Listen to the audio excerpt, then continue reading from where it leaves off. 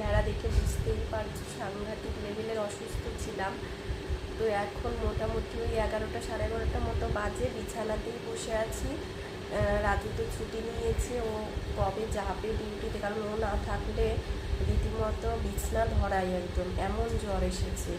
তো বিছানাতেই সমস্ত কিছু খাওয়া দাওয়া হচ্ছে, মানে খেতে তো পারছি না। দেখো আজকে 4 দিন পরে আমার আবার একটু কম আছে, তো সোনায়ের আজকে আবার জ্বর চলে এসেছে। মানে কী যে বিপদ একের পর এক লেগেই রয়েছে।